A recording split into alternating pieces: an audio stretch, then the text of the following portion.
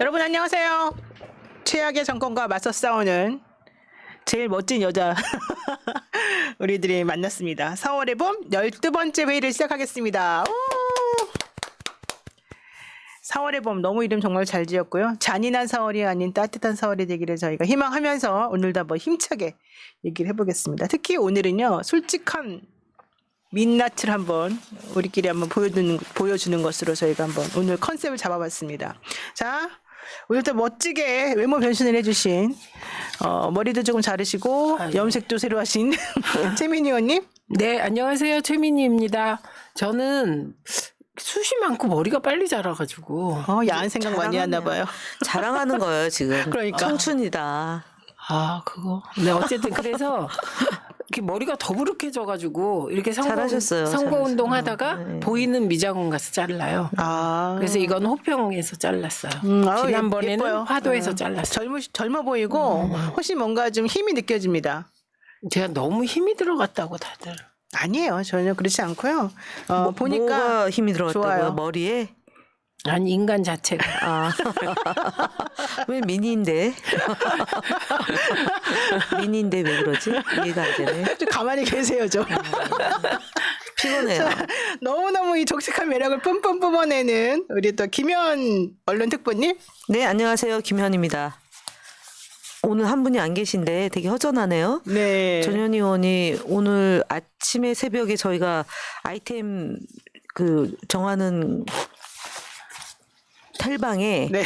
몸살 때문에 오늘 못 나온다고 얘기를 해서 그러니까요. 예, 오늘 방송은 보고 계시면 댓글 달아주세요. 전현희 의원님. 전현 의원님 지금 좀 몸이 많이 심각하게 네. 아프셔서 제가 보기에 그렇게까지는 못하실 것 같고 어쨌든 저희들이 좋은 마음으로 다시 건강 빨리 회복하셔서 이 자리에 오실 수 있도록 제가 좀 기도드리겠습니다. 자, 지금 김현 의원님도 머리 스타일이 그렇게 하신 게 사실은 언제부터예요? 저는요 안산에 시민센터 1층에 있는 헤어사랑이라고 제 머리 만져주시는 원장님이 세 분이 있으세요. 세 분이나? 세 명이서 365일 운영하는 헤어샵이거든요. 그래서 아침에 7시부터 저녁 8시까지, 토요일은 아침 9시부터 저녁 7시까지, 일요일은 아침 10시부터 7시까지 이렇게 해서 헤어사랑? 헤어사랑. 헤어사랑. 네, 네. 선전하시는 김에 정확히 말하죠. 안산 어디요? 안산 고잔동에 고잔동에. 시민센터라는 건물 안에 1층에 헤어사랑 네. 박 원장님 있습니다. 원장님? 네, 그래서 네. 저한테 오늘 그러셨어요. 그러니까 정치하는 사람들은 잘 되면 모든 게 자기가 잘해서 잘 된 거고, 그렇지. 안 되면은 뭐 남 탓하는데. 어떡할 거냐 그래서 네 감사합니다 헤어사랑 박 원장님 감사합니다 이렇게 인사드리기로 원래 약속했어요. 무슨 미스코리아 나갔을 때 그렇죠. 무슨 맞아요. 원장님 감사해요. 네, 이거 그런 같은 것 같아요. 겁니다. 저는 저희 엄마가 잘랐습니다. 네. 저희 80쯤 되신 저희 치매에 걸리신 어머님이 제가 어머님한테 가위를 몇 개 뺏기고 그것도 그냥 집에 있는 그런 뭉툭한 가위 있잖아요. 어머니 잘라주세요. 10,000원 드릴게요. 이래가지고 제가 잘라요. 왜냐하면 우리 어머니가 그런 거라도 해주셔야지 또 본인의 이런 걸 좀 느끼실 그럼 것 그거를 같아서. 혹시 기록을 남겨요? 남기진 않아요. 동영상을 찍어가지고 나중에라도 어머님한테 보여주면 그때 찍었을 때가 그 시기가 가장 젊은 날이니까 맞아요. 기록해놓으면 좋을 것 같아요. 네. 좋은 아이디어입니다. 네. 제가 앞으로 꼭 해보겠습니다. 네. 근데 오늘 또 엄마랑 싸우고 왔기 때문에 더 엄마 이상- 지금 이거 안 보세요? 우리 엄마 지금 병원 계세요. 네. 네, 어쨌든 자 이제 개인적인 얘기 그렇게 했고요. 최악의 정권과 맞서 싸우시는 우리 두 분 이 여전사들 오늘 제가 뜻깊은 마음으로 응원하려고 오늘은 좀 세게 정말 센 언니답게 한번 우리가 솔직히 듣고 싶었던 바로 그 얘기를 한번 해보려고 합니다. 우선 그래서 여러분들께 부탁드립니다. 후원을 먼저 해주십시오. 자, 국민은행이죠. 최민희 의원님 후원 계좌. 요즘은 내가 진짜 노안이 심해가지고 437201-04-350412 지금 화면에 나오고 있습니다. 저 사진도 정말 젊고 아주 멋져 보여요. 그리고 한 10년은 정말 더 어려 보이는데 무슨 그 뽀샵 같은 걸 하는 거예요? 이 사진이? 사진? 그랬겠죠 뭐. 그러니까 너무 얼굴이 예뻐 보입니다. 뽀샵 했을 거예요. 근데 진짜 후원금이 안 들어오는 중입니다. 어떡하죠? 그리고 일단 공식적으로 아마도 공식 후보가 되고 나면 네. 후원금이 차지 않을까 그럼 싶은데. 좋습니다. 제가 지금 이 자리에서 토스로 토스는 안 되구나. 카카오뱅크로. 아, 저한테? 네, 지금 제가 후원을 저 후원 안 하셨어. 나 이미 했는 줄 알았는데. 나 옛날에 했어요. 근데 또 하는 거죠. 왜냐면 이제 여러분들께 독려하는 의미에서. 고맙습니다. 네, 제가 두 분께 10만 원씩 제가 하겠습니다. 감사합니다. 사실 저는 지금 정말 돈도 없고 힘든데. 황금동 꿈은 어떻게 되셨어요? 아이고, 황금떡은 이미 내가 지금 변호사 된 게 몇 년인데 언제죠? 근데 올해 내가 사실 운빨이 좋긴 좋아야 돼요. 그래서 내가 열심히 한번 해보긴 할 거예요. 자, 그래서 제가 한번 해볼게요. 국민은행이고 불러주세요. 437201 04 350 412. 자, 제가 지금 정말 여러분들을 안 믿으실까봐 계좌 송금 지금 하고 있습니다. 네. 제가 우리 김현 의원님한테도 지난번에 100만 원 했지만 또 합니다. 네, 500만 원까지 가능해요. 정말 저분이 공 진짜. 하나만 더 붙이세요.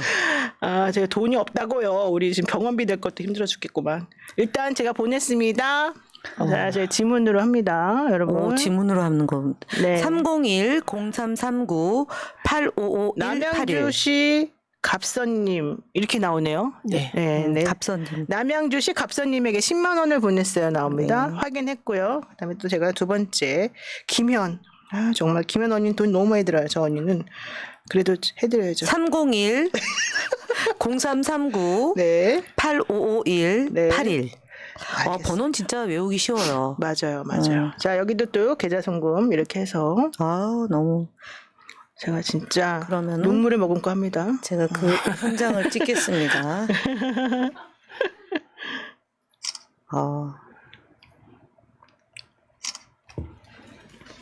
혼난 거 아니에요? 우리 안산시 단원구님에게 송금 완료됐습니다. 단원군이라는 분이 있습니까? 안산시 단원구라고 나오는데. 단원구. 예. 네, 맞습니다. 어쨌든 여러분들 저희는 그 가불병으로 조정이 되잖아요. 근데 아직까지도 그걸 아는 시민들이 한 1%도 채 안 될 것 같아요. 그러니까 지금 상록 가불, 단원 가불로 후보들이 등록을 했고, 네. 예를 들어 단원을이 상록을하고 합쳐지고, 네. 그 다음에 단원을의 일부가 단원 갑으로 가잖아요. 그럼 네. 그 지역 주민들은 왜 우리가 그렇게 되는지 구체적인 내용도 파악이 안 되고, 그렇죠. 내가 누구를 뽑아야 될지 구체적으로 그 사람의 살아온 길이나 뭐 이런 내용을 확인할 수 있는 기회도 없는 상태에서 네. 경선을 할 수도 있거나 아니면 경선 방식이 좀 달라질 수도 있거나 뭐 이런 상황이에요. 근데 좀 그거는 서둘러 좀 주세요. 심각한 문제인데요. 심각한 문제입니다. 왜냐면은 일단 그 유권자들이 내가 속해 있는 내가 사는 이 곳이 어느 선거구에 속하는지 여길 누가 대표할 것인지 네. 이런 거는 알고서 근데 선거 한 50일 정도 지금 남았나요? 오늘이 D-50일이에요. 네, 50일 남은 이날까지도 모르고 또 바뀔 수 있다는 것조차도 모른다는 네, 맞습니다. 거는 너무 네. 비상식적인 맞습니다. 상황이라 이건 네, 누구 맞습니다. 문제예요? 이거 어떻게 해결해야 됩니까? 국민소통위원장님 좀 해결 좀 해주세요. 아니 이게 늘 당무집행회의에 올라오는 안건이에요. 근데 왜 그리고 이제 아직도 여야가 합의를 해서 곧 하겠다 그런데 이러고 있는 거예요. 좀 어저께 국민의힘이 단원갑을 공천을 했어요. 단수로. 근데 뭐 김땡땡이라고 거기 전직 국회의원인데 근데 지역구가 조정이 되는데 어떻게 그렇게 무모한 결정을 했는지 좀 의아스럽습니다. 그 사람은 진정인 윤핵관이 아닌가 보죠. 그러면 윤핵관은 아니죠. 네, 한핵관이었나 보죠. 네. 자, 여러분 태커피님께서 11,111원 일자리를 쫙 깔아주셨습니다. 최민희 김현 의원님 늘 응원하고 지지합니다. 고맙습니다. 너무 감사합니다. 감사합니다. 네. 여러분들 모두 누흥이 변호사님 감사합니다. 네, 저도 의리가 있다는 걸 네, 여러분 네, 잊지 말아주시고요. 의리 갑이에요. 네. 어쨌든 빨리 선거구 획정돼서 특히 두 분 정말 꼭 당선되길 근데 바라는 오늘 면접 보셨어요? 네, 네, 저 오늘 의원님은? 면접 봤습니다. 그 남양주 갑 지역은 조응천 의원이 탈당해서 이준석 신당으로 갔거든요. 그러면 그 지역이 사고 지역구가 돼서 전략 지역이 돼요.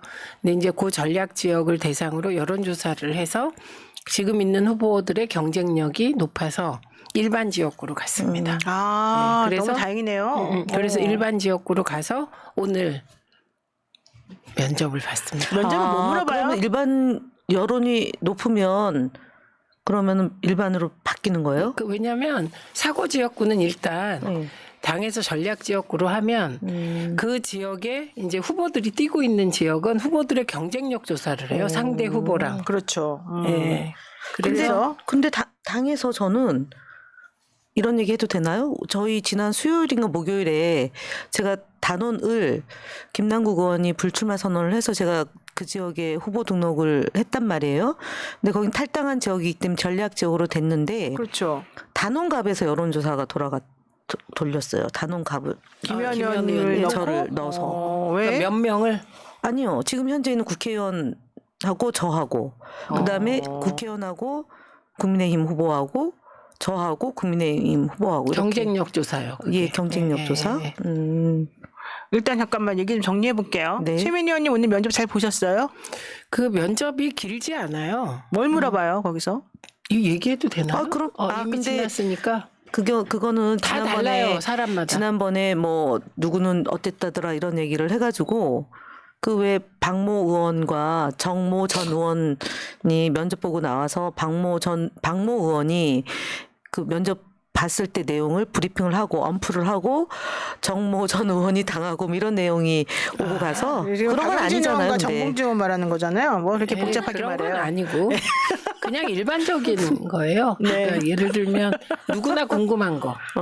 갑 지역은 이제 조응천 의원이 출마하니까 뭐 그에 대한 질문, 그에 대한 답. 근데 그걸 되게 짧게 요약해서 해야 되는 거예요. 근데 두 명이서 짧은 시간에 하니까 되게 압축해서 해야 되니까 그 시간 동안 뇌를 많이 쓰게 되죠. 그래서 끝나고 되게 피곤했어요. 당이 필요한 상황이었군요. 네, 포도당이. 그래서 오렌지 주스 마셨습니다. 잘하셨습니다. 그 페이스북에 올렸어요. 네. 어쨌든 대답은 잘하시고 만족할 만한 상황이었습니까? 아무도 아무 표정도 안 지어요. 오, 그래요. 네, 그냥 포커페이스가 그래야죠. 근데 몇 명이에요 지금? 우리는 2명. 2인입니까? 네. 그럼. 어쨌든 잘하셨을 거라고 제가 믿고요. 네. 사고 지역구에서 일반 지역구로 바뀌었다는 거에 대해서 상당히 저는 고무적이라고 생각합니다. 그동안 열심히 하셨기 때문에 좋은 결과 있었을 거라고 보고. 자, 아직도 자기가 단원 늘로 나가는지 단원 갑으로 나가는지 아니요. 모르고 있는. 갑을 병으로 나가는데 저는 을입니다. 을이에요? 예, 지금 백성민 TV 우리 안산에 저희 그 지난번에도 들어오셔가지고 응원해 주신 우리 그 상록구 을 일동에 거주하고 계신 분이 계속 지금 빨리 정리해 주세요라고 메시지를 보내고 있는데요. 네네. 네, 빨리 정리해 주세요 진짜로. 이재명 그러면은 대표님. 김현 의원님 같은 경우는 어떻게 되는 거예요? 면접은 당연히 아직 안 볼 것이고 네, 재공모를 할 것이고 재공모. 면접 봐야 될 것이고. 이제 그런데 2월 29일 날도 통과가 안 될 것 같다고 얘기를 그러면 들었어요. 저 지역은 그냥 전략 공천하게 돼요. 그러니까 이게 시간이 없어서. 왜냐하면 경선을 하게 되면 경선에 소요되는 기간이 뭐 여러 가지 열흘이에요. 절차상 안심번호가 10일 이상이에요. 열흘이고 그다음에 뭐 다른 방식으로 또 할 수도 있는데 어쨌든 2월 29일 아니면 3월 달로 넘어가고 그런데 경선을 하든 뭘 하든 3월 15일 날 후보를 다 해야지만 그 재심이 있고 토요일 일요일 빼고 후보 등록이 3월 21일 20일 양일간이거든요. 그렇죠. 그래서 그 전에는 3월 15일이 마지막 날이에요. 네. 와, 3.15 진짜 부정선거. 얼마 안 남았네. 얼마 안 남았어요, 저희 지금. 어. 한 달도 안 남은 거죠? 50일이니까 한달 안- 3월 22일이 오늘 2월 20일이잖아요. 그러니까 3월 22일이 공식 후보 등록일이에요. 등록일이니까 네, 3월 29일이 29일이니까 지금 29일 남은 거예요. 후보 그러니까. 등록까지. 예. 이게 지금 늦는 거예요? 근데 여야가 함께 늦어서 여도 늦고 야도 지금 늦고. 여도 엄청 늦은 거죠. 지금 우리가 더 많이 하지 않았나요? 그럼 전략공천 지역이면 어쨌든 당에서 가장 경쟁력이 있는 사람을 이제 글로 보낼 거 아닙니까? 그러니까 그 후보가 본인이라고 생각하시는 거죠? 아니 그건 아닐 수 그건 있죠. 아니에요? 네, 그럼요. 그러면은 변수가 생길 수도 있어요. 근데 이제 3개에서 2개로 주니까 현역 의원 2명이 있고 지금 4개에서 3개. 4개에서 3개인데 상록갑은 지역의 이미- 변화가 별로 없으니까 근데 같이 묶여 있긴 한데 지역의 변화가 없고 이제 상록을 단원 갑을 이렇게 네. 변화가 있기 때문에 두 군데가 구체적으로 이제 그 변수가 생기는 거고 한 군데는 안산이 전체 이제 묶이면 세 개가 이제 그 같이 경선을 하게 되는 그런 상황이에요. 어쨌든 잘 되시길 제가 기운을 북돋아서 제 똥꿈을 다시 이분에게 전해드리는 걸로 저도 주세요. 똥꿈을 반씩 나눠서 제가 2번 꾸겠습니다. 네. 자, 오늘도 이렇게 또 지저분한 얘기를 시작해봤는데요. 우리가 예쁘니까 그냥 넘어가 주시길 바라겠습니다. 자, 오늘 사실은 좀 이 얘기를 하고 싶었습니다. 솔직히 말하면 요즘에 그 각종 여론조사에서 민주당 지표가 좀 안 좋게 나오고 있고요.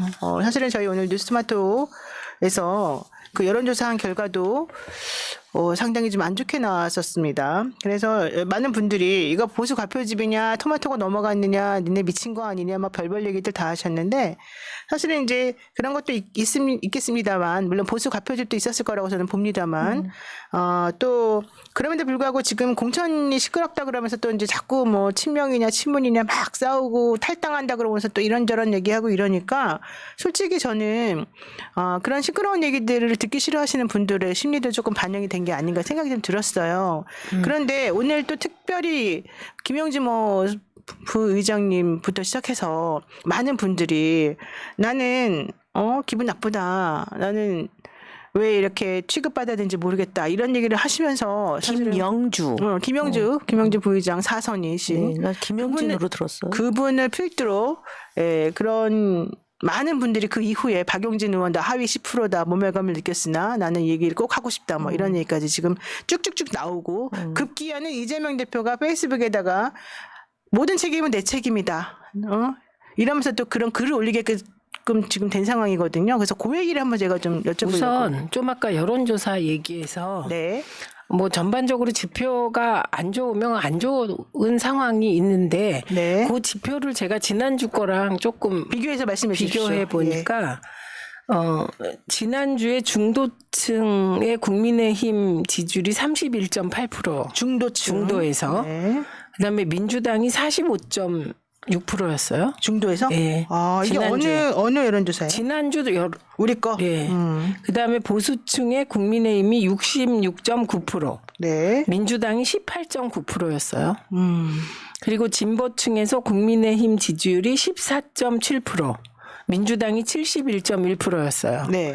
그런데 이게 이번 주 지금 말씀하신 좋다는, 그 네. 지표에서 보니까 중도층이 국민의힘이 35.9%, 민주당이 46.7%. 오. 별로 변화 없죠. 그러네요. 그런데 보수층에서 국민의힘이 73.4%로 껑충 튀었어요. 보수 결집이란 얘기예요? 네, 그리고 응답률이 높다는 민주당이 14.2%, 그다음에 진보는 국민의힘 14.7 똑같고 민주당이 70.8. 이거 뭐 0.3% 정도 떨어진 거예요. 그러니까 네. 가장 큰 차이는 보수층에서 국민의힘 지지율이 66.9였는데 73.4%로 올랐다는 거예요. 그럼 걱정할 게 없는 거예요? 아니요. 아니 그렇게 됐다고 이 지표가. 그러니까 중도는 그냥 똑같은 네, 비율이다. 똑같아요. 그리고 네. 아주 약간 국민의힘 쪽이 조금 더 올라갔는데 그게 크게 의미 있는 수치는 아니다. 네, 근데 이제 하나 저희가 또 그 오늘 발표했던 여론조사 중에 하나가 이런 게 있었어요. 선거 당일날 꼭 투표할 것이냐 이제 물어보는 여론조사 항목이 있었었는데 꼭 투표할 것이다 내지는 가급적 투표하겠다 이 퍼센테이지가 국민의힘이 96% 정도 나왔고 민주당이 91% 정도 이제 나왔어요. 그래서 민주당 지지자들이 조금 지쳤다. 사실은 물론 이제 뭐 큰 차이는 아닙니다만은 그럼에도 불구하고 오차 범위는 조금 살짝 넘은 것 같거든요.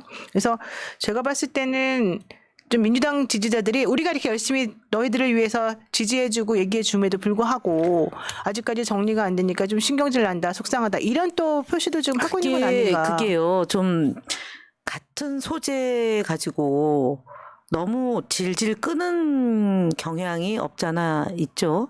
예를 들면 뭐 임 전 비서실장 임종석 출마 여부, 네. 그다음에 추미애 장관 출마 여부, 네. 그리고 우리 지금 오늘 결석한 전현희 의원도 이제 그런 문제가 좀 있는데 이제 이런 부분에 대해서 좀 당이 결정이 좀 더디게 되는 것과 그다음에 반발하는 의원들의 목소리가 지나치게 그것만 부각이 돼서 많이 보도가 되고 있다. 언론에 언론을 많이 통해서. 나오니까. 그러니까 이제 투표를 할 준비는 돼 있는데 윤석열 정권 심판하는 건 준비는 돼 있는데 당이 변화하고 혁신하겠다고 한 것만큼 그렇게 기대치만큼 좀 안 보이는 게 하나가 있고 또 투닥투닥 되는 것이 좀 약간 외면하게 되는 게 있고 마지막으로는 국민의힘이 지금 여론조사를 막 우리가 예를 들어 1월 25일, 26일 날 여론조사를 많이 했거든요. 전 지역의 적합도 조사를.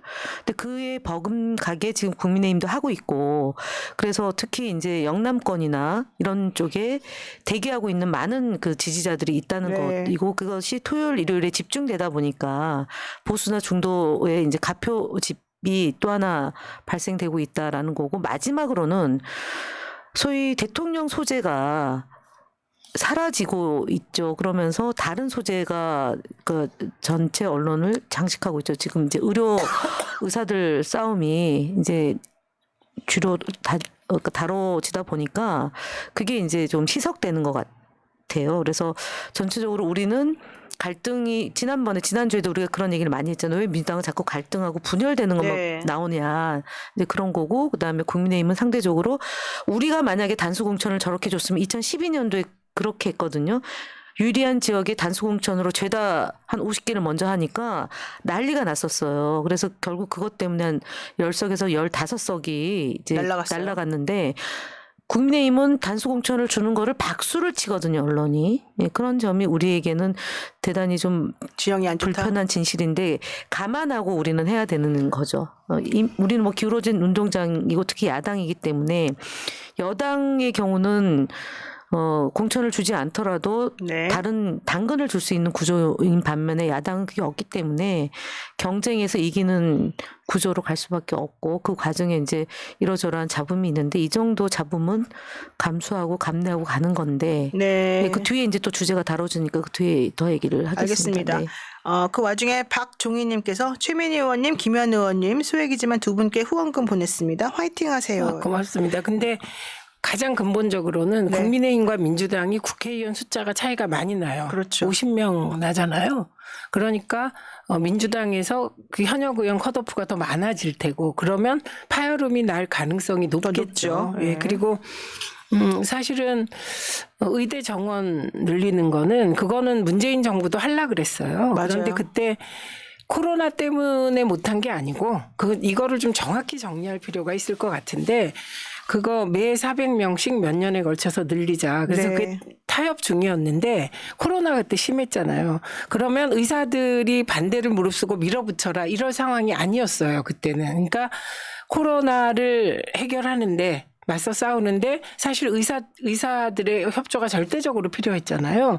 그래서 그런 상황에서 사실은 미뤄진 거였죠. 네, 그리고 코로나가 끝나고 정권이 교체되는 바람에 연속성 있게 못했을 뿐이고 저는 지금이 그 의료개혁에 굉장히 좋은 기회라고 생각합니다. 왜냐하면 그 당시에 문재인 정부가 의대 정원 늘리려고 했을 때 네. 보수 언론이 난리를 쳤어요. 의사들 입장에서. 맞아요. 네, 그리고 뭐 사실 코로나 상황에 한 명이라도 무슨 일이 벌어지면 그건 국민 전체가 너무 가슴 아픈 일이잖아요.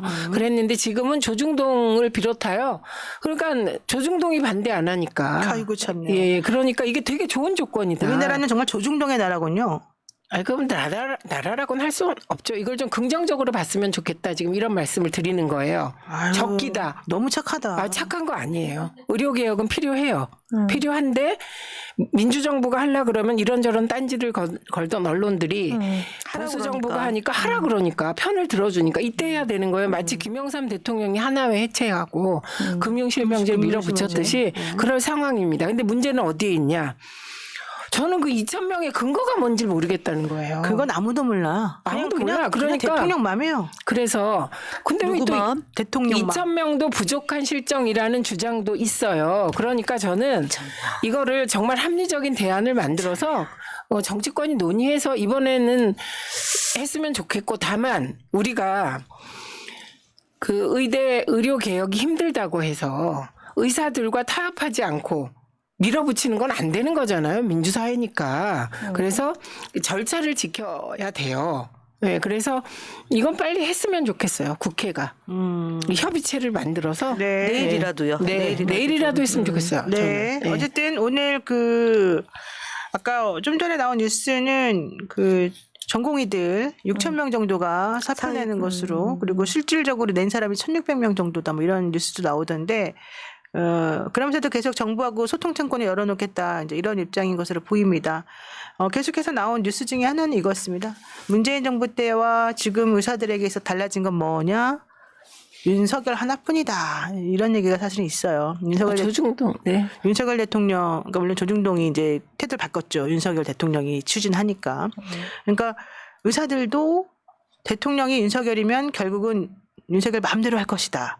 결국 우리 말 안 들어줄 것이다라는 생각을 좀 깔고 어느 정도 타협하지 않겠냐라고 또 보는 시각들이 사실은 상당히 많고. 근데 그때 지난번에 이 얘기 나왔을 때 우리가 기사 하나 읽었잖아요. 이번엔 진짜 구속시킬지 모른다. 네.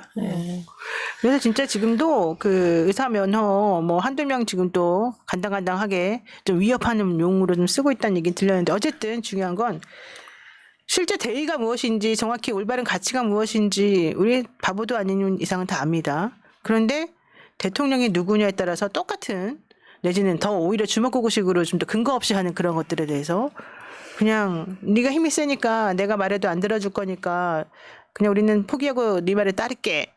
이제 이런 태도는 사실 전 아니었으면 좋겠다는 거죠. 그러니까 그런 거 같지는 않아요. 네, 그러니까 네. 우리가 힘으로 누르는 사람에게 약해지고 그냥 좀 설득하려고 하고 합리적으로 뭔가 해보려고 하는 사람한테 세게 나가고 이건 저는 아니라고 보고요.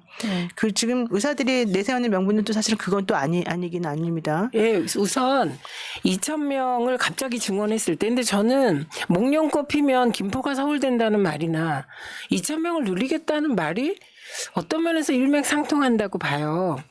왜냐하면 2,000명을 누리면 이게 그냥 복지부에서 2,000명 발표하면 느려지는 게 아니라 이게 교육부로 가요. 네. 그래서 이게 확정이 되면 각 학교에 배정이 되거든요. 네. 그럼 이제 교실. 예, 그 뭐 준비가 되어 있어야 되고 이제 우선 의대생이 2,000명 늘어나면 교수가 몇 명 늘어나야 되는데요.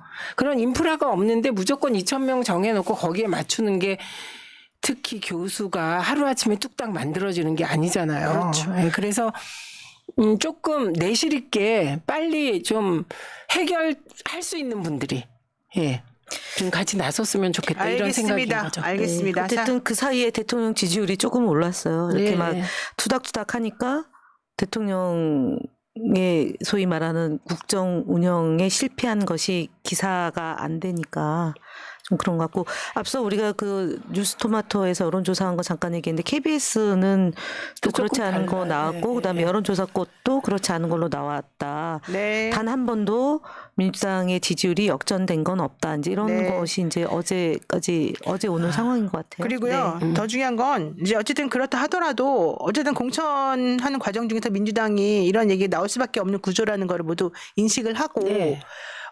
지금 과도기적인 측면이 있기 때문에 좀 있으면 저는 민주당이 승리할 것이다. 내지는 민주주의를 바라는 국민들이 승리할 것이다. 결과론적으로는 믿자. 이 시스템 공천이라고 하는 것을 이제 이런 말씀을 사실 좀 드리고 싶어요. 네, 그래서 저는 지금 이런 거에 사라진 게 뭐가 있냐. 네.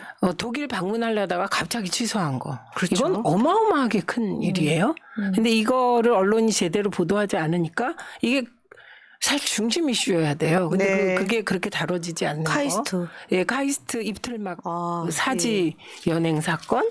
그리고 디월백이 사라졌다. 이런 네. 것이잖아요. 그러니까 그러나 이게 없어진 거냐. 그게 네, 아닙니다. 아니라는 네. 거예요. 그래서 지금 제가 새벽에 가는데 어제 엄청나게 안개가 끼었더라고요. 그 안개는 날이 밝으면 사라지는 거거든요. 그래서 오늘 이재명 대표의 페북 글이 저는 참 딱 맞는 말이라고 생각해요. 왜냐하면 제가 요새 제일 이상한 게 언론이요.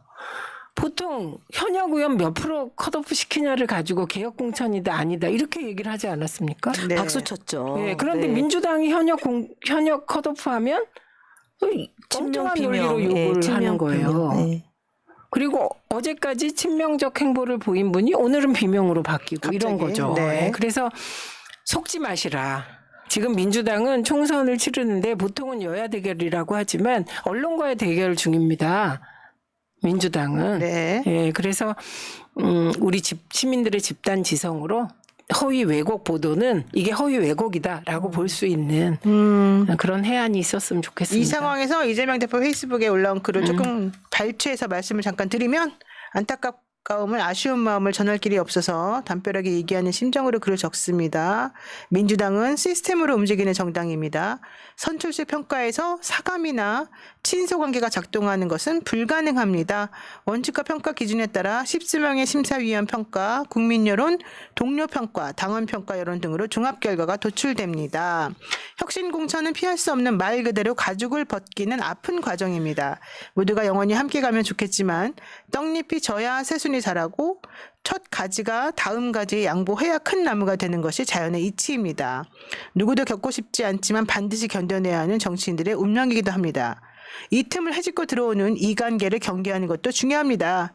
누군가는 하위평가를 받아야 하고 하위평가를 받은 분들은 불만을 가지는 것이 당연합니다. 그러나 이를 두고 친명 반명을 나누는 것은 갈라치기입니다. 하위평가자들의 당연한 불만을 내부 분열로 왜곡해서는 안 됩니다. 앞으로 더 많은 원망이 나올 것도 잘 알고 있습니다. 모든 원망은 대표인 제게 돌리십시오. 온전히 책임지고 감내하겠습니다. 그리고 반드시 총선에서 승리하겠습니다. 이렇게 말을 했고요. 예. 박지민 원내부대표인가요? 박지민 원내부대표도 하위 20% 이런 분들에게 좀 더 예의를 가져서 말해야 되는 건 필요하겠으나 지금 이 상황은 그런 식으로 접근해서 갈라치기하고 이래서는 안 된다 이런 취지로 오늘 했습니다. 자, 일단은 거기까지 좀 정리하고요.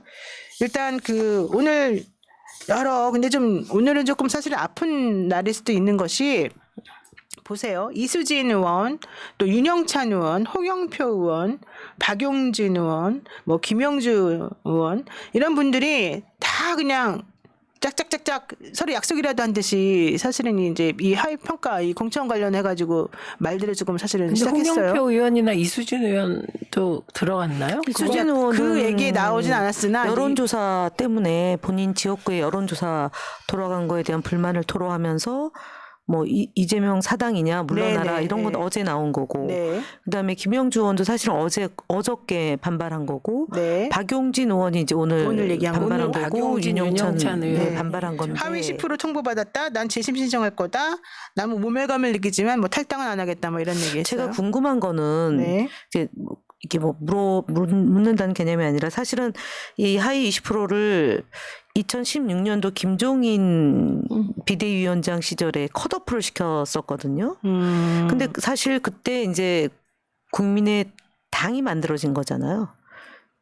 그랬죠. 그러니까 2016년. 하위 20%에 들어갈 법한 분들이 미리 이제 막 나가서 안철수 신당 만들면서 이제 깃발 들고 나가서 한 30명 가까이 나갔는데 그때는 시스템 공천이 이제 맹화 단계인데 하위 20%에 들어가지 않은 사람들도 막 껴서 발표를 1차, 2차, 3차, 4차까지 한 거거든요. 그때. 네.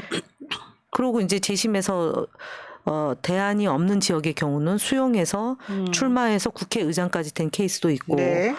이제 그러고 나서 떨어져서 용인시장이 된 케이스도 있고 이미 불출마 선언했는데 컷오프 시킨 걸로 해서 망신 준 것도 있었어요. 네. 그리고 이제 저는 개인적으로 제가 이제 대리기사 사건으로 무죄를 받았는데 그때 당시에 사무총장이 전화를 해서 무죄 받은 거를 축하한다. 그런데 컷오프다 이렇게 얘기를 맞아요. 해서 그때. 제가 너무 깜짝 놀래가지고 컷오프가 아닌데 어떻게 무죄 받았는데 컷오프냐라고 얘기를 했으니까 정치적으로 이제 정무적 판단에 의한 컷오프였거든요. 그래서 재심을 청구했는데 재심 결과가 안 나온 상태로 이제 그냥 승복하고 지나갔는데 그때 이해찬 대표도 사실은 묻지마 컷오프 됐어요. 정청래 의원도 그랬고 여러 사람이 그랬거든요. 근데 그때는 딱 한 명 이제 이해찬 대표는 살아서 돌아와야 되기 때문에 왜냐면은 당이 너무 망가지면 안 되고 대선을 앞두고 있었기 때문에 무소속으로 세종시에 출마해서 돌아와서 복당해가지고 그 다음에 당대표로 해서 2020년 총선을 진두지휘했잖아요. 그러고 나서 이해찬 대표가 대표 시절에 16년도와 같이 네. 컷오프를 시켜서는 당이 다 풍비박산이 나니까 컷오프 되는 거를 비공개 처리를 했어요. 그리고 철저히 보안을 유지해서 보도된 거 거의 없이 본인 스스로가 용퇴하거나 아니면은 단수 공천을 받아서 하위 20%에 들어갔는데 그냥 국회의원이 재선이 된 분도 있어요. 네. 그러니까 이게 근데 이번에는 제가 좀 아쉬운 거는 자꾸 왜 이것을 공개가 되는 것처럼 마치 네. 그렇게 관리 부족을 했는지에 대해서는 조금 의아스러운 면이 아니 있어요. 관리 부실한 거 없어요. 아니 그게 아니라 공관위원장도 갖고 있고 뭐 누구도 갖고 있고 아니 공관위원장만 갖고 있어요. 근데 이게 너무 오래됐잖아요. 그게 한 달 가까이 누가 뭐 컷오프가 됐다, 20% 그런데- 들어가 있다 명단이 막 돌아다니고 언론 보도가 네, 있으면 그런데 그 명단이 다 틀려요. 아니 그래서 틀린 거 예를 맞아요. 들면 김영주 부의장이 들어있는 명단은 하나도 없었어요. 맞아요. 예, 그래서 그 명단은 저는 신빙성이 없는 명단들을 누군가 만들어서 교란 작전을 하고 있다 이렇게 보는 거고 얘기를 하는 김에 그냥 민주당에 바뀐 상황이 몇 가지 있는 거예요. 그래요. 좋아 얘기 들어봅시다. 예. 그러니까 2020년과 지금 결정적 차이 여당에서 야당이 됐다는 거예요. 그러면 여당일 때는 사실 국민의힘의 경우에는 그냥 추측하기를 캐비넷도 쓰고 자리도 쓰고 그러니까 당근과 채찍을 쓰면서 가라앉힐 수 있다 이런 건데 야당이 되니까 그럴 여력이 없잖아요. 자리를 네. 보장해 줄 수 없다는 거. 네. 그다음에 두 번째 2020년과 또 결정적 차이가 당원들이 굉장히 활성화돼 있습니다. 지금. 아 그렇죠. 그때보다 당원이 훨씬 많아졌죠. 많아졌고 이 정치 관여도가 굉장히 높아진 거예요. 네. 그러니까 이 두 가지가 굉장히 큰 변화다. 그거를 인정하고 민주당 공천에서 여러 가지 이제 여당에 비해서 좀 시끄럽다. 당연한 것이다. 근데 문제는 저는 이게 언론이 주목하지 않아서 그렇지 네. 이번에 영입 인재들이 정말 알찬 분이 많아요. 뒤로 갈수록 알찬 분. 네. 네. 그래서 그 영입 인재들이 그 적재적소에 전략 공천이 되거나 이렇게 해서 이제 후보로서 선수들이 뛰기 시작하면 분위기는 네. 바뀔 것이다. 그리고 이제 우리가 지금 시스템 공천을 좀 봐야 되는데 네. 그 이재명 대표가 그 시스템 공천 점수 결과 지금 이 말은 이런 거잖아요. 여러분이 얘기하시는 건 그 시스템 공천의 채점표를 공개해라? 아니 공개가 아니고 그 채점표가 불공정하다 이 얘기를 하는 거예요. 근데 그 채점을 누가 했냐? 네. 동료 의원들이 한 거예요. 아니, 그래요? 의원도 하고 그다음에 당원 계량화가 있는 거고요. 예, 그 예. 정량 부분이 있고 정성 평가 부분이 있고 근데 결국 모든 건 수치화되는데 어허. 일부 아주 극히 일부 당원들의 평가도 들어간 거죠. 그러니까 지금 보면은 의정활동 네. 그다음에 기여도, 공약 실천도, 그다음에 이제 지역 이런 것들이 그러니까 지역 활동이죠. 이런 것들이 국회의원 평가 이 요소들입니다. 반영 비율도 이제 물론 나와 있습니다만 여기 보면은 의정 활동은 주로 뭐냐? 입법 수행 실적, 위원회 수행 실적, 성실도, 그리고 본회의 질문 수행 실적, 뭐 국회직 수행 실적, 의정 활동 평가 이제 이런 거가 있는 거죠. 여기서 이제 주목해야 될 게 다면 평가잖아요. 이게 다면 평가가 네, 다면 어떻게 평가죠. 이루어지냐면 네. 상임위별 평가가 하나 있고요. 네. 예를 들어서 내가 교육이다. 그럼 교육위 위원들끼리 평가하는 게 있고, 그다음에 초선 의원은 초선 의원들끼리 평가가 있고, 재선, 삼선, 그다음에 중진 이런 식으로 이제 의원들 간의 평가가 있는데 그 점수가 이제 50% 70%니까 대략 한 5점에서 7점 이렇게 반영이 되는 거잖아요. 네. 그러면은 여기에서 이제 의정활동 수행평가에서 5점 배점이 38% 반영하면 실제로 반영되는 점수는 뭐 1.5에서 2점 정도라고 치면 네.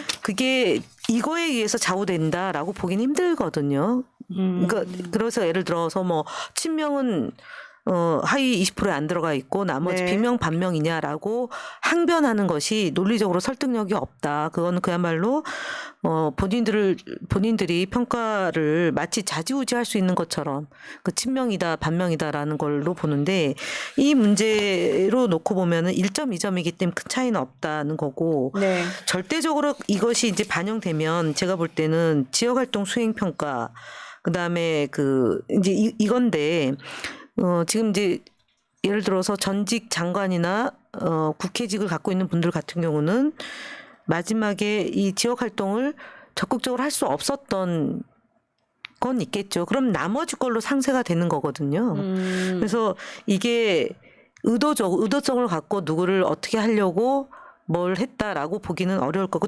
다만 제가 볼 때는 당직을 갖고 있으면 점수가 조금 배점이 있으니까 당직을 갖고 있느냐 안 가지고 있었느냐가 미미한 점수 차이는 영향을 좀 받지 않았나 이런 건 할 수 네, 있어요. 근데- 그래서 다음번 초선 의원들은 이 의정 활동 평가를 받으려면 당직을 하는 게 도움이 아주 되죠. 꿀팁인데 네. 개꿀팁인데 요거 말고 그 다음 거 보시면 네. 퍼센테이지가 나와 있는 게 있어요. 네.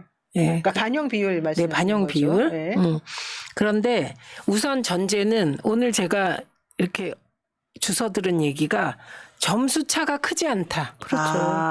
예, 그러니까 의원들간에 이제 아까 우리 현희 의원님이 마이너스 1점, 마이너스 2점 이게 차이가 없다고 차이가 했으나 없다고 하는데 그렇지 사실은 않다. 실제로는 그걸로 좌우되는 거죠. 그렇지. 그게 좌우가 되는 거예요. 왜냐하면 의원들은 다 어느 정도 준비된 사람들이잖아요. 그게 그렇죠. 일도 다 열심히 해요. 그래서 오히려 저기 지역 활동 부분에서 이번에 당원 참여, 주민 참여 뭐 이런 평가를 할 때 지역 여론 조사를 돌렸습니다. 근데 이게 의외의 결과가 나온 지역도 있다고 합니다. 그러니까 네. 굉장히 그러니까 좋은 평가를 받을 것 같은데 지역 주민 평가 완전히 그것과 다른 분도 있었고 우리가 수치는 아무것도 없지만 의외의 결과는 있었다라는 얘기를 막 들려오는 거고요. 네. 그다음에 당원들에게는 100% 전화가 갔습니다. 네, 그러니까 거기서 뭐 예를 들면 1, 2점 차 이런 식이지 우리가 흔히 하위 10% 그러면 막 엄청 점수가 낮을 것 같잖아요. 근데 그게 최 의원님, 아니다. 그때 여론조사 돌아간 거는 1월 25일, 26일 날 한 거잖아요. 그거는 이거 다 끝난 뒤에 한 거라서 또 반영이 안 된 거예요.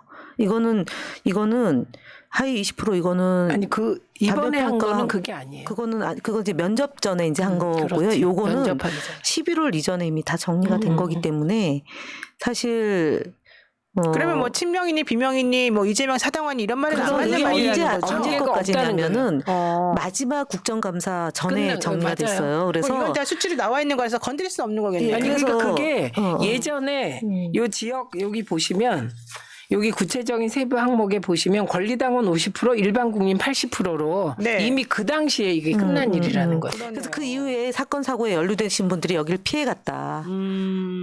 그런 것도 있어요. 사실은 예를 들어서 11월, 12월 달에 또 뭐 시민단체에서 분석하고 그 사람에 대해서 도덕성이나 의정활동 능력이나 평가를 해가지고 발표한 게 있는데 그게 반영되기 전이기 때문에 그렇죠. 안 들어갔어요. 예, 그거는 이제 요행을 바라는 건데 어쨌든 간에 그러면 이제 구체로 들어가면 김영주 의원이 갑자기 어저께 성명서 보면서 나온 그러니까 대표님이 정중하게 부의장님 제가 점수를 매겼으면 훨씬 후한 점수가 됐을 텐데 그리고 되게 존중했고 노동 네.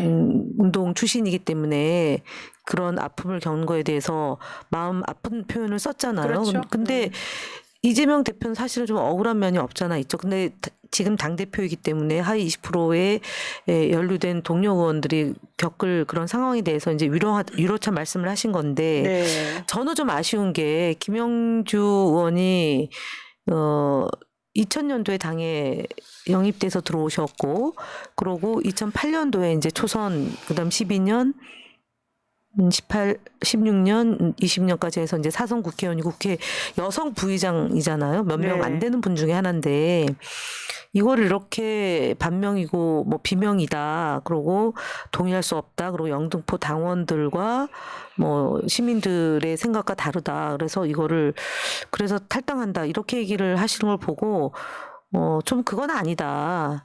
그리고 다선 의원님들 사실은 그 이전에 훨씬 더 강도 높게 요구됐던 것 중에 하나가 3선 이상 동일 지역구 출마를 네. 좀 안 하는 게 좋겠다라는 얘기도 있었고 네, 알겠습니다. 이런 게 있는데 하는 거는 좀 안 맞다. 네. 지금이라도 네. 제가 이제 2016년이죠. 김현 네네. 의원이 잘리는 걸 옆에서 지켜봤어요. 근데 탈당이나 무슨 그런 거는 정말 그 주변에서 나오지도 않았고 정청래 의원은 진짜 억울하게 컷오프 됐거든요. 그런데 오히려 주변에서는 무소속으로 출마해서 들어와라 그랬는데 나는 탈당 안 한다. 내 그리고 사전엔 두 가지가 없다 그랬죠. 네. 그래갖고 이혼하고 탈당이 없다 그랬죠. 그래갖고 그 컷오프 된 사람들을 모아서 전국적으로 선거운동을 하러 다녔어요. 그러니까 그런 모습이 있었기 때문에 정청래 의원에 대해서 당원들이 신뢰를 거두지 않고 있는 것이다. 그렇죠. 네. 그래서 저는 사실 저도 김영주 의원이 하위 20%에 들어갔다는 거에 대해서 놀랐죠. 네, 그런데 탈당하신다 그래서 더 놀란 거예요. 나는 탈당의 변이 사실은 조금 그러니까요. 그게 예. 좀 충격적이었어요. 네, 탈당도 탈당이지만 탈당의 변이 좀 충격적이었어요. 자, 그런데 그렇다면 지금 여러분들, 그러니까 두 분 전직 의원님들이 하시는 말씀은 결국 하위 20%에 포함되었다 하더라도 그게 아주 차이가 많이 나는 거는 아니어서 네. 좀 억울할 수는 있겠다. 네. 하지만 아니 뭐 억울할 수 있다는 것보다는 정량 평가를 했기 때문에 그것이 대표가 어떻게 역할을 하냐 안 하냐. 그러니까 억울할 수 있겠다. 없다. 그러나 거기에 아. 대표가 관여하거나 뭐 사당화 이런 논란은 적절하지 않고 안 맞는다. 네, 그렇습니다. 그다음에 또 하나 그 안에 그래서 그럼 비명만 다 그렇게 있다는 식으로 언론에도 많이 나오고 그랬으나 실질적으로 따져보면은 알 수가 아니다. 없죠. 아니 그거는 근데 명단이 지금 돌고 있는 명단이 사실이 아닌 것도 모르니까. 있고 아니 그 사실이 아닌 것도 있고 지금 그러니까 시중에 소위 찌라시 형태로 돌아다닌 명단에 김영주 부의장이 없었기 때문에 그 명단은 사실이 아니다라고 말씀을 그러니까 하는 거죠. 하위 20%에 해당하는 의원이 누구인지 솔직히 몰라요. 몰라. 우리는 네. 지금 모르는 상태인데 네. 그 정확하지 않은 것을 가지고 온갖 추측과 여러 가지 마타도와 해내면서 마치 민주당이 엄청나게 잘못된 공천하고 있는 것처럼 하는 게 문제다. 친명은 살리고 비명 반명만 뭐 학살한다 이렇게 얘기하는 그런 프레임으로 만들어 나가는 것 자체가 잘못됐다라고 네. 말씀을 드리는 거고 그렇죠. 또 하나가 네. 저는 개인적으로 이해 안 되는 것 중에 하나가 그때는 2016년도에는 공개를 해서 당이 분열의 한 요소로 작용했기 때문에 2020년도에는 비공개로 진행이 됐고 지금도 비공개로 진행하는 건데 왜 당사자들이 마치 억울하다고 얘기하면서 네. 공개를 하고 진행이 되는지 저는 그게 이해가 안 되는 측면이에요. 그래서 이게 마치 당이 공정하지 못하다 결정이 그런 뭐 왜곡된 프레임을 뒷받침하는 행위다. 저는 알겠습니다. 당이 좀 이 부분에 대해서는 정리를 잘 해야 된다고 생각이 들어요. 그러지 않아도 앞서 저희가 지금 여론이 조금 혼선을 빚고 있는 요인 중에 하나가 당이 갈등 분열 뭐 이렇게 네. 자꾸 비춰지기 때문에 생기는 현상 중에 하나인데 실제로 그렇게 걱정하는 분도 있고요. 지역에서. 그러면은 좀 일사불란하게 좀 더 강력한 관리가 필요한 거 아니냐 알겠습니다. 그런 생각을 해봅니다. 자, 그러면 제가 최민희 의원님한테 한번 여쭤보겠습니다. 내지는 두 분 다에게 여쭤보겠습니다. 그 2월 7일 날 올해 2월 7일이죠. 2월 7일 날 민주당에서 24곳 원외 단수 공천 확정했다 그러면서 네, 이제 네. 대상자 발표한 게 있습니다. 네. 이건 그럼 전혀 논란이 없었습니다. 이분들 험지. 한번 제가 보겠습니다. 네. 예, 이분들에 대해서 좀 한 명씩 거론을 하시면서 이분들의 그러면 성향이나 이런 것들을 한번 분석하면서 과연 지금 나오는 비난들이 맞는 것인지 한번 좀 알려주시죠. 24곳 그 민주당이 한 원외 공천은요. 네. 이게 거의 논란이 없는. 그러니까 그냥- 서은석 최고위원. 예.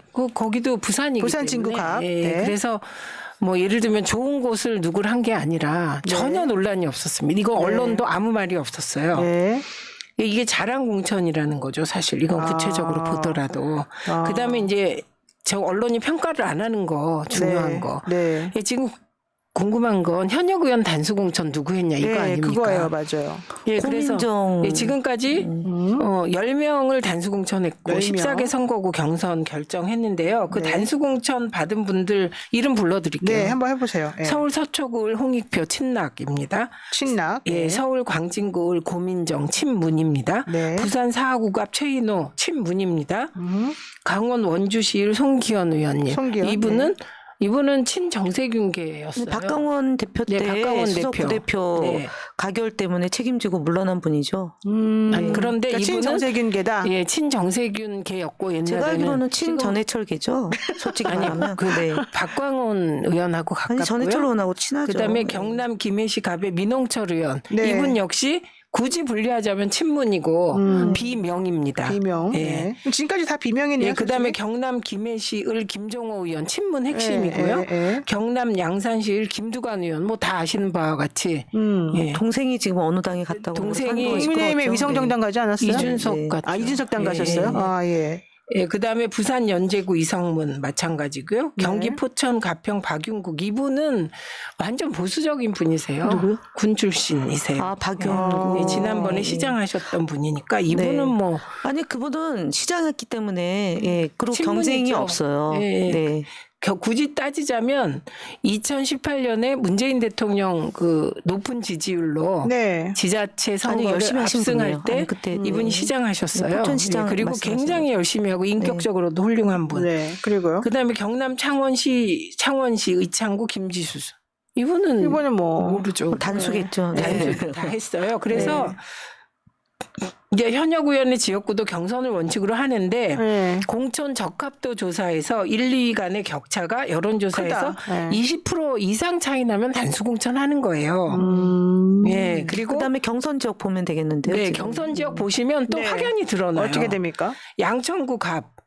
양천갑. 네. 저기는 경쟁이 여성 예, 14곳의 경선 지역으로 지금 나와 있고 예, 예. 양천갑, 양천을, 관악갑, 광주 동구 남구을, 광산구을, 경기 고양시병, 경기 김포시갑, 경기 광주시갑, 충남 천안시병, 경기 안성시, 경기 고양시갑, 강원 원주시갑, 강원 강릉시, 충남 보령시, 서천군 등인데 여기가 지금 경선 지역으로 그러니까 2명, 3명이 이제 같이 지금 경선하기로 된 네. 이분들은 성향이 예를 어떤 거예요? 들면 양천구 갑을 양천구 을은 황희 의원하고 이나영인데 예. 시의원 기초의원인가 하고 하여간 경선이에요. 굉장히 열심히 활동한 그 동네에서 오랫동안 살고 네. 활동한 그 후보인 걸로 알고 있고요. 그러니까 핵심은 양천구 을도 네. 지금 저기 그 구청장 했던 여성 네, 여성이고 근데 예. 그분이 뭐 친명 아니에요. 아니에요. 예, 네. 그리고 여기 이용선 현역 의원. 네. 네, 같이 경선합니다. 그러니까 원칙에 따라 한 거예요. 20% 이상 여론조사에서 차이가 나면 그냥 단수 공천하는 거예요. 그리고 지금 예를 들어서 외려 조금 20% 날 법한데 자기가 단수가 아니라 경선하게 돼서 또 불만을 토로하는 친명 쪽 관계자도 있어요. 근데 뭐예요, 그럼 그게? 고향이죠. 거기 문명순 지역위원장 오랫동안 하고 거기 이제 문명순 김성애. 네, 그렇게 된 김성애. 예. 그 두 그러니까 분이. 사실은 이 정도면은 굉장히 관리를 잘 잘한 한 거예요. 건데 한두 명이 뭐 반명이다 비명이다 그래서 경선하게 됐다. 그러면은 내지는 뭐 오늘 그런 세계일보에 주장을. 단독으로 나온 게 기사가 이게 있어요. 뭐예요? 문정부 장관 청와대 출신 현역 의원들 비공개 회동했다. 아니, 그거 할 수 비공개동인데 있죠. 공개되면 뭐. 그게 비공개인가요? 그런데 어쨌든 중요한 거는 뭐라고 나오느냐. 네. 비명계 인사들을 겨냥한 공천 불이익 기조가 두드러지는 상황에서 네. 친문 인사들의 조직적 반발 움직임이 본격화하고 있다. 제가 볼 때는 거기에 뭐가 있는 것 같습니다. 뭐가 있어요? 뭐가? 조직적 반발이라고 얘기하는데 지금 이제 그 장관 출신들에 대해서 네. 안 좋은 평가를 받았을 개연성이 높다. 아. 예, 그래서 뭔가 본인의 약점을 감추기 위해서 네. 문재인 대통령을 활용하고자 하는 그런 그 정략적 모임의 여기 보면은- 개연성이 높다. 여기 보면은- 전땡땡 아닌가요? 지금 그 모임에. 네. 문정부에서 행정안전부 장관을 지낸 전해철 의원 네. 그리고 초대 국민소통수석을 지낸 윤영찬 의원 등 네. 장관 청와대 참모 출신 현역 의원들 일부가 비공개로 오찬 회동을 했는데 이분들이 주장하는 내용은 비명계된 공천 불이익의 기조가 확산되는 와중에 우리가 뭘 어떻게 해야 되겠느냐 막 이런 논의를 했다는 겁니다. 아니 근데 그 내용을 보세요. 네. 그 내용이 네. 확실한 게 없잖아요. 조직적인 움직임을 계속해 나가겠다. 아니 그거 홍영표 의원 말고 그거 계속 말고. 모이려고 그런다. 그 앞에 보면 네. 근거 그 모임의 근거. 근거는 없어요. 사실. 예, 그러니까 저는 뭐 그런 모임만 있는 게 아니라 다른 여러 모임이 335 공천을 받기 위한 네. 노력을 하는 모임이 있을 것이다. 근데 그 보도가 나온 이후에 아마 이재명 대표가 글을 페이스북 썼죠. 쓴 네. 거예요. 네. 그건 뭐냐면 그게 다 아니라고 얘기한 거예요. 예를 들면 시스템 공천이라는 건 네. 저는 그게 구체적으로 뭘 얘기하는지를 모르겠다는 거죠. 근데 여기다 항상 저는. 문재인 전 대통령을 사실은 막 사진을 크게 박아놓고 아니 그거는 사실 그건 제가 언론사에서 박은 거니까. 그래서 언론사에서 왜 그걸 박냐? 왜 뭐 문재인 대통령- 정부에서 일했던 장관들이 모였다고 하니까. 그렇다고 무슨 대통령 그 얼굴을 박습니까? 별 관여도 안 하고 계신데 그렇죠. 그래서 저는 그 사진 이거 그냥 두냐 네. 제가 이제 또 문제 제기를 했죠. 그랬더니, 네. 그런데 그건 뭐 어때요? 그 당사자들 모임이 단독으로 지금 나간 거잖아요. 그럼 누군가가 흘렸다는 거 아닙니까? 그러면은 그쪽에서 그 대통령에게 누가 되면 사진을 교체해달라고 그쪽에서 얘기해야 되는 거지 뭐 저희가 할 건 아닌 것 같고 저는 사실은 민주주의 4.0 그다음에 문재인 대통령 장관 출신들 뭐 저도 물론 방송통신위원으로 차관으로 있다 나왔지만 지금 장관 출신들이 모여서 당에 누가 되거나 분열의 소지를 제공하는 것은 적절치 못하다. 그리고 정권을 뺏겼다면 서로 반성하고 총선 앞두고 어떻게 우리가 당에 도움이 될 건지에 대해서 고민하고 네. 국민들에게 안심시키는 행동을 해야지. 이재명 대표 그 단식할 때도 그랬고 그다음에 체포영장 가결될 때도 그렇고 그렇게 끼리끼리 모여가지고 가결되는데 일정 정도 뭐 역할을 했는지 안 했는지 확인할 길은 없으나 그분들 중에 나중에 다 드러난 일들이 있지 않습니까? 그런데 총선 앞두고 50일 앞두고 네. 장관했던 사람들이 모여서 이 지금 진행되는 그런 평가를 가지고 갑론을박하는 것은 부적절하다. 그리고 앞서도 얘기했지만 240만 명 당원들이 진짜 두 눈 부릅뜨고 이번 총선에서 반드시 압도적으로 승리해서 윤석열 정권 심판하자고 하는데 네. 왜 자꾸 당내 분란의 소지를 만드는지 지금이라도 이재명 대표를 중심으로 총선 승리를 위해서 어떻게 헌신할 건지 그걸 고민해야 될 시점이다라고 말씀드리고 싶고 특히 윤영찬 의원이 하위 10%에 들어갔다 뭐 이렇게 됐고 당에 남겠다고 했으면 당에 남는 것이 어떤 모습으로 남아야 되는지에 대해서 고민하고 검토해 주시길 바랍니다.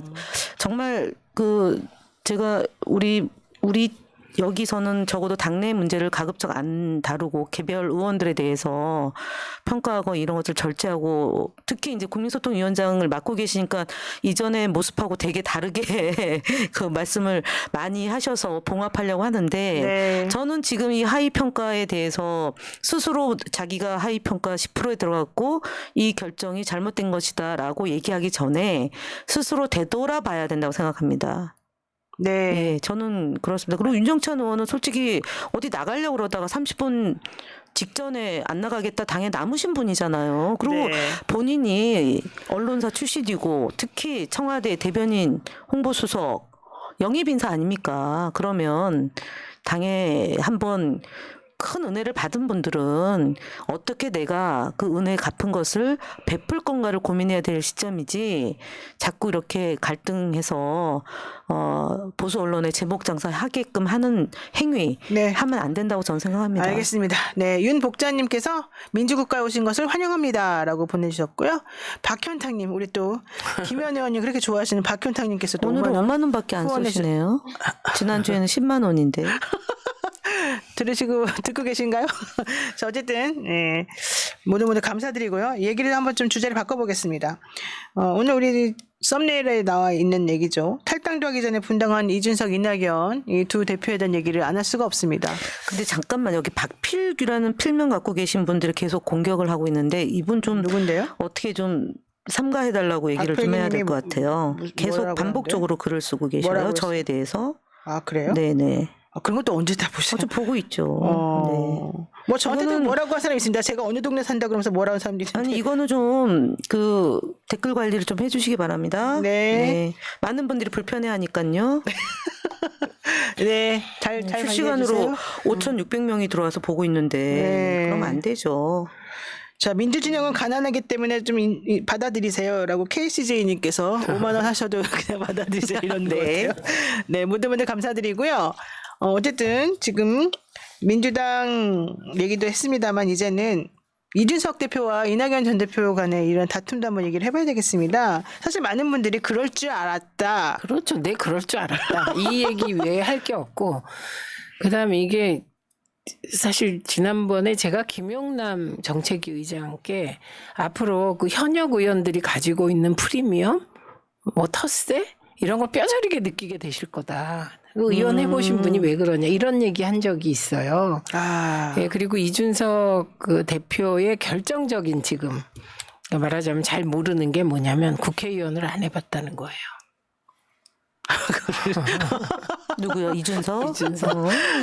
이거 저는 되게- 국회의원 여러 번 해본 분이 더 이상하던데 왜 이준석보다는 더. 그래서 내 말은 그래서 국회의원 4번 뭐 다섯 도지사. 이렇게 해본 분의 그다음에 자리에 총리까지 대한 하셨잖아요. 자리에 대한 어떤 욕망이나 의전 이런 것에 대한 열망을 이해하기 어려웠을 거다. 너무 이준석을 아니에요. 저는 이거 보면서 이낙연 총리님 이제 그냥 더 이상 뭐 안 하는 게 좋겠다 네, 싶더라고요. 더 하실 것 같아요. 근데. 네? 더 하셔요? 더 하실 또? 것 같고 지금 민주당을 제대로 세우겠다. 그래서 공천에서 뭐 이런저런 이유로 탈락하고 혹시 탈당하는 분들을 기다리고 있는 것 같아요. 나는 여기서 개피 본 사람은 김종민 의원인 것 같은데. 아, 그것도 있지만 이번에 왜 그렇잖아요. 정책에 대해서 한 개도 발표를 못했다 열흘 동안. 네, 맞아요. 그다음에 개혁신당이 출마 문제를 얘기했다는 지역구 거잖아요. 나가라. 근데 네. 원칙적으로 출마에 동의하겠다. 이제 여기서 이제 1번, 2번에서 문제가 돼서 그게 깨지게 됐다. 홍보 때문에 그렇대요. 아니 홍보자료. 그거는 이제 2억 그거 얼마 그거는 사실은 아니 돈 문제가 네, 아니고 돈 문제. 결정적으로 정권을 이준석이 갖겠다는 그것도 의결을 있고 한 거죠. 출마 문제.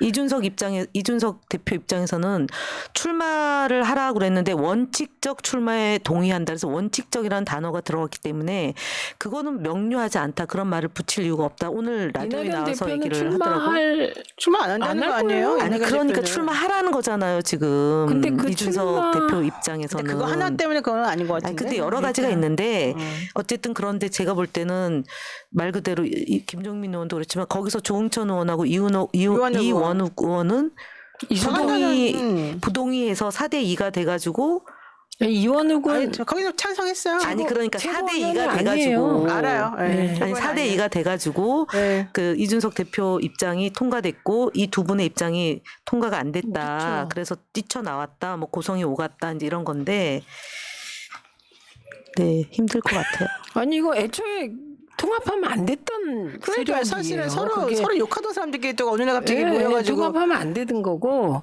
그리고 그 웃기잖아요. 갑자기 통합을 했는데 11일 만에 결별을 해요. 그런데 모두 다 안타까워하지 않고 그럴 줄 알았어 이런 거예요. 근데 지금 세상이 바뀌어서 저는 이준석 대표가 저렇게 결정하게 된 배경은 네. 지지자들의 너무 거센 반발이 굉장히 중요했다고 생각해요.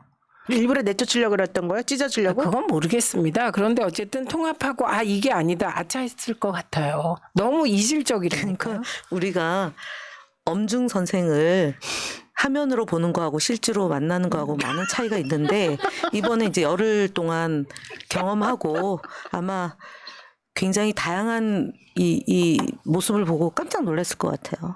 저는 사실은 그러니까 2001년, 2002년 근데 그러면 좋아요. 개혁신당은 나는 어쨌든 그 본인이 뭐 주장한 대로 갈 것 같은데 그러면 새로운 미래는 어떻게 갑니까? 뭐 제가 말씀드렸잖아요. 새로운 미래는 지금 기다리고 있어요. 그러니까 새로 들어올 사람들을 네. 민주당에서 나가서 다시 합류할 사람들을 근데 현역 어쨌든 5월 말까지 현역 의원들. 근데 그분들은 또 솔직히 말하면 지금 이렇게 상황이 돼버리고 나면 그쪽 새로운 미래로 간다는 것이 좀 상당히 안 좋을 텐데 또 갈 그거는 사람들이 모르죠. 예를 있을까요? 들면 그럼 민주당에서 그런 분들이 없기를 바라고 그런데 그런 분들이 나왔을 때 그분들이 이준석 대표 밑으로 갈 수는 없잖아요. 또. 왜요? 거기 훨씬 낫죠.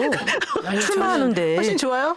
출마하는데 거기는 이제 비례 번호 받느라고 서로 박터지는 거 아니 아니에요? 비례번호도 있고 출마도 하잖아요. 아니 그 새로운 미래로도 할 수 있어서 근데 근데 이제 없기를 바라고 우리는 탈당하는 저희 당은 사람들이. 이제 그렇게 안 맞을 것 같아서. 네. 아 그래 더 이상 이제 안 아니 나가요? 윤영찬 의원도 안 나가겠다 그랬고 박용진 의원도 나가지 않겠다. 아니 윤영찬 의원은 안 나갈 수밖에 없는 게 지난번에 원래 나가려다가 주저앉았는데 또 나간다 그러면 웃기잖아요. 그러니까 그 안 나가고 박용진 의원도 안 얼마나 나가고. 이상해요. 그리고 사실은 제가 이제 이 방송에서 한 가지 말씀을 드리는 거는 네. 왜 공개를 하세요? 그냥 가만히 경선하면 될 텐데 통보 받아도. 저는 그런 행동 모두가 총선을 앞두고는 다 본능적으로 후보가 저도 후보잖아요. 후보고 그러면 내가 판단하기에 나에게 유리한 쪽으로 행동하게 된다고 생각해요. 저는. 그래서 경선을 하겠다는 거예요. 두 분은. 근데 그 경선 전략으로 이걸 전략화하는 그렇죠. 거예요. 그렇게 할 수밖에 없겠죠. 네, 그리고 그래서 그 전략이 맞을지 틀릴지 그건 이제 틀렸다고 생각하시는 거고 그리고 뭐 본인들은 이렇게 하는 게 그래도 더 낫다고 저는 보니까 하는 오늘 밤 거예요. 사이에 아차 싶을 것 같은데요, 그분들. 아, 왜냐면 제가 이제 저도 예전부터 이제 모니터를 지금도 열심히 하고 있지만 페이스북에 이미 하나 올라왔어요. 그 30%가 하위 10% 30% 된 걸 보고 그 지역이 난리가 났다는 거예요. 그러니까 유권자들이 당원들이요. 그러니까 예를 들어서 이제 그 지역이 지난번에 여론조사 꽃에서 여론조사 했는데 그 결과가 박용진 의원이 굉장히 높게 나왔잖아요. 높게 나왔어요. 그러면은 본인이 입 싹 닫고 그냥 하면 사실 모를 텐데. 모르고 넘어가거든요. 그렇죠. 그리고 나중에 점수 까면은 되는데 지금 떠들면서 그러면 어떻게 생각하냐면은 예를 들어 권리당원이 거기에 한 5천 명이 있다. 그러면 거기서 이재명을 지지하는 분도 있을 거고 박용진 의원을 지지하는 분도 있는데 박용진 의원을 지지한 분들이 이거 30%면 계산할 거 아니에요. 그러면 점수 뭐 마이너스 플러스. 그 3자 경선에서 나온 점수 계산하고 그런데 이제 권리당원의 투표수 계산하고 그러면 몇 표면은 이게 완벽하게 이쪽으로 갈 것이 이쪽으로 가능성이 더 높아진다라고 생각하면 어떻게 되겠어요? 그때부터는 양다리로 들어가는 거예요. 그러다가 지금 이제 경선이 한 2주 남았다. 그럼 이게 이제 막 이 사람이 나 하위 10%에 들어가서 마이너스 30% 재심한다. 그리고 재심 결과는 빨리 안 나오잖아요. 그럼 그 사이에 공조직은 사실 정당 조직은 주머니 속에 있는 쌈짓돈이 아니기 때문에 네. 공적인 조직이잖아요. 그러니까 네. 저런 판단을 되게 하죠. 그런데 본인 입장에서 다른 판단을 해서 움직이는데 거기에는 위험 요인이 있죠. 그러니까 그 전략이 내가 비명이라서 당했어. 이 전략으로 나가면 그건 당을 공격하게 되니까. 그렇죠. 네, 우리 그러니까 당원들 그거 안 좋아해요. 그렇죠. 좋아하죠. 네, 그러니까 그래서 70%는 안 좋아요. 네. 그 7대3 구조를 근데 이분이 이제 대선 후보도 나오고 또 당대표도 나왔었나요? 나왔었죠. 그러니까 큰 선거만 나오다 보니까 작은 선거가 어떻게 치러지는지를 저 감을 좀 이렇게 못 갖고 있는 것 같아요. 이거는 100표, 200표 싸움 아주 적게는 20표, 30표 그렇죠. 싸움이거든요. 그러면은 마이너스 30%가 어떤 점수인지를 계산하고 네. 이제부터는 당원 관리를 하셔야 되는데 이미 제가 볼 때는 너무 많이 나간 것 같아요. 제가 지역을 샅샅이 훑잖아요. 가장 많이 듣는 얘기가 민주당이 내부에서 이견이 있어도 그냥 대표를 좀 믿고 따라라. 그렇지. 지금 전쟁 아니냐, 전쟁. 제가 요즘 이제 우리 실무자들하고 어딜 가다가 그 예를 들면 장소를 잘못 가르쳐주면 이거 진짜 전쟁이었으면 우리 다 죽었어. 폭탄 맞아서. 이렇게 얘기를 하거든요. 그렇죠. 이게 예전 같으면 우리가 대선 이루면 그냥 삼족을 멸해서 우리 다 죽었어요. 삼족을 열어요? 옛날에. 왕권을 뺏기면 왕권 뺏기면 다 네. 죽이죠. 그런데 민주주의가 좋은 것이 그나마 예, 우리가 저도 다시 전열을 정비해서 총선을 바라볼 수 있다는 거. 그래서 난 민주주의 너무 좋은 제도라고 생각하거든요. 좀 시끄러운 제도 아닙니까? 시끄러워도 목숨을 잃는 것보다 낫잖아요. 이건 상대도 마찬가지예요. 예, 그래서 저는 네. 가장 요즘 제가 느끼는 게 시민들이 너무 지혜로우시다 이런 얘기 많이 하게 되는데 네. 그냥 그렇게 복잡하게 생각 안 하세요. 그냥 전쟁이니까 제가 볼 대표 때는 세웠으면 대표 중심으로 가. 경선을 해본 분들은 정말 몸조심하거든요. 의원들이 그렇죠. 이렇게 말 한마디라도 예, 조심하고. 그럼요. 그리고 표 계산을 다 해보거든요. 근데 안 해본 분들이 이제 하거나 아니면은 정말 참모들 이제 보좌진 시도 의원들이 다 있잖아요. 그러면은 그런 분들의 의견을 잘 들어서 본인의 거취를 정하고 이때는 어떻게 하는 게 좋을지에 대한 네. 논의를 해야 되는데 그런 부분이 좀 많이 없어지면서 이런 현상들이 있는 것 같아요. 저는 진짜 제일 놀란 건 어제 오늘 놀란 거는 왜 하위 10%에 공개하지? 들어간 거를 본인 스스로가 공개하지? 아니 그건 다른 정치 투쟁을 하겠다는 그러니까 건데 그건 저는 그건 오래된 원로 입장에서 안 맞다. 그렇죠. 네. 30년 원로뿐만 아니라 일개 당원인 저도 안 맞죠. 2020년도에도 쓱 해서 재선 국회의원 된 사람이 많아요. 우리 주변에 있어요. 아니 근데 그때 결정적으로 차이를 공개 아까 안 제가 했어요. 말씀드렸잖아요. 그땐 당원들이 지금처럼 활성화가 안 돼서 그냥 쓱 해서 되신 분들 많아요. 아니 왜냐면은 공개를 안 하면은 몰라요. 몰라. 그리고요 또 하나. 근데 지금 그렇다고 31 박용진 명이라는 두둔하는 거 절대 아닙니다. 아니, 아니게 될 것 같아. 두둔? 아니 그러니까 왜 자꾸 감싸는 듯한 느낌이 또 갈 수도 있잖아요. 왜 아닌가? 저는 아니, 전혀 그렇게 안 들려요. 감 전혀 안 써요. 감을 안 써. 오히려 당대표 아니 친해요. 이분 사실은 박용진 혁신과 통합 친하다뇨. 아 진짜 그게 아니라 친했어요. 예전에 친했어요. 지금도 안 왜냐면 친해요? 지금은 만나지 2012년도에 저희가 혁신과 통합하고 민주당이 합당할 때 이분이 혁신과 통합으로 들어왔고 네, 제가 사무총장 하면서 그리고 그 제가 세력이 들어왔죠. 대변인 할 때 수석 대변인이 정성호 의원이고 둘이 같이 대변인했죠. 제가 원내 대변인 국회의원 할 때 대변이고 그분이 원외였거든요. 그래서 셋이 친했어요. 정성호 의원, 박영진 의원하고 그렇지. 저. 근데 중요한 거는 근데 그게 왜 지금은 친했냐면 지금 못 만나게 됐다는 아니 거죠. 이분이 박영진 의원을 되게 강추했어요. 혁신과 아니 통합. 그게 하시는 거예요? 2012년 네, 일이에요. 그러니까 2012년. 네, 이런 일이 벌어질 줄은 꿈에도 그러면 몰랐어요. 변절하신 거예요, 박용진 의원이? 아니 유명해진 거죠. 유명해지니까 자꾸 유명해졌다. 이제 더 유명해지니까. 유명해지려고. 아니 근데 하여튼 진보적인 분인데 굉장히 폭이 꼬였다 그죠? 오늘 꼬였어요. 말이 좀 안 나가네요. 네. 이 와중에 제가 또 분위기 바꾸는 용에서 또리님께서 5만 원 보내주셨습니다. 아 예. 고맙습니다. 네. 이제 10만 원 채우셨어요. 이분이 또리님은 또 뭐 그쪽 지역고요. 아니에요. 이분 아닌데. 다른 분이죠? 네, 네, 아니에요. 10만 원 안 치웠어요. 박현탁님 오늘 끝까지 아, 버티십니다, 지금. 네. 그 본인이 패널이라고 주변에다 얘기를 하고 다녀요. 아, 그래요? 예, 우리가 네. 박현탁 그 이분이 뭘 하면 되게 까르르 웃고 막 즐거워하니까 본인이 스스로 패널로 착각하고 있어요.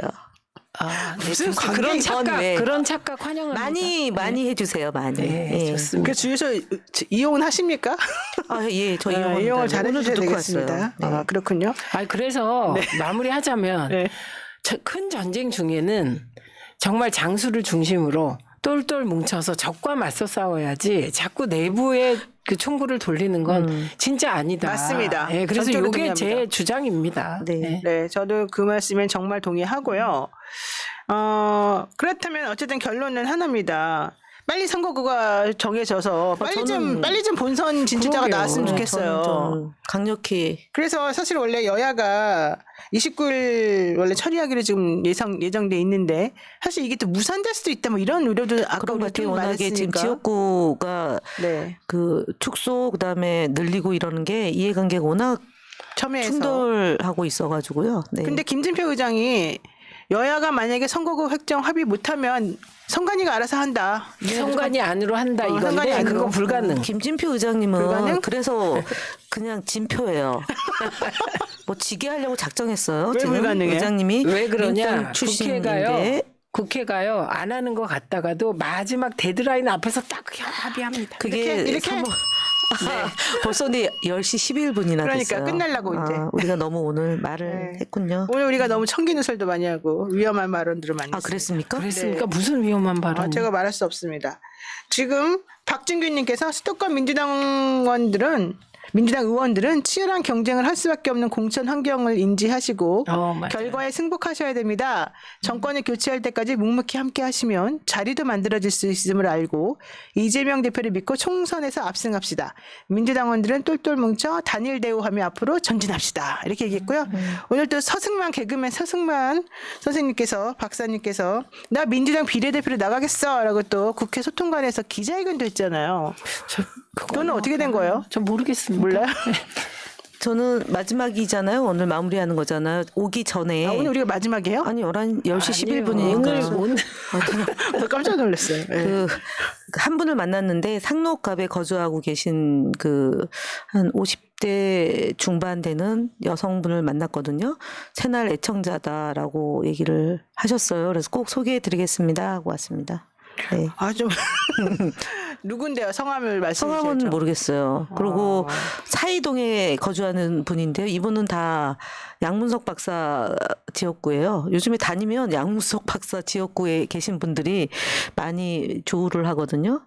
네. 알겠습니다. 양문석 박사 듣고 계시나? 네, ALS 번호 알려드립니다. 18770629 외우십시오. 물론 다 외우시겠죠? 18770629 이거는 뭐죠? 629. 네, 그런데 이 번호는 새날 회원 네, 가입하는 번호죠. 네. 여러분들 새날 회원 가입 부탁드리고요. 우리 지금 새날 구독자가 엄청 많아요. 네. 많이 늘었죠. 92.6만입니다. 새날이요. 네. 저는 지역에 가면 네. 새날 시청자, 애청자다 이런 사람 진짜 많이 만나거든요. 이런 분들이. 근데 그런 분들이 정말 평범한 보통 사람들이세요. 아, 정치 고관여층도 아닌데 네. 아마도 푸나님 목소리가 좋아서 저도 사실 처음에 새날 듣게 된 게 푸나님 목소리 좋아서 듣게 됐거든요. 편안해서. 맞아요. 네, 그래서 듣게 됐는데 그래서 70대 할머니에서부터 30대 젊은 엄마까지 정말 광범위한 보통 사람이 사랑하는 방송인 것 같아요. 새날은. 어쨌든 그래서 새날. 여러분 구독. 좋아요. 네, 빨리 100만 달성했으면 좋겠고요. 네. 노영희 TV 2만이 안 됐다는 거 여러분 잊지 말아 주십시오. 1.97만이라는 노영희 TV 2만 명 이벤트 하고 있습니다. 구독자 네. 좀 눌러주시기 바랍니다. 자, 오늘 방송은 여기까지 하겠습니다. 네. 두 분 너무 오늘 고생 많으셨는데 그래도 이런저런 비하인드 얘기도 듣고 현실적인 얘기를 들어보니까 이 선거가 무엇인지 조금 감이 오는 것도 같고 지금 좀 복잡하고 힘든 시기인 건 확실하니까 이런 상황을 극복하고 정말 우리들이 원하는 민주적인 세계로 나아갈 수 있도록 서로 노력하고 믿음을 가지는 그런 시간이 앞으로 좀 펼쳐지기를 제가 바라겠습니다. 두 분 모두 감사드리고요. 여러분 모두 감사합니다. 고맙습니다. 인사합시다. 네, 고맙습니다. 수고하셨습니다. 네. 민주주의 평화 통일 다 죽어간다 이대로는 놔둘 수 없다 자 다시 한번 해보는 거야 자 다시 한번 싸우는 거야 자 손 맞잡고 어깨를 걸고 우리 함께 이기는 거야 자 다시 한번 해보는 거야 자 다시 한번 싸우는 거야 자 손 맞잡고 어깨를 걸고 우리 함께 이기는 거야 자 다시 한번 해보는 거야 자 다시 한번 싸우는 거야 자 손 맞잡고 어깨를 걸고 우리 함께 이기는 거야 자 다시 한번 해보는 거야 자 다시 한번 싸우는 거야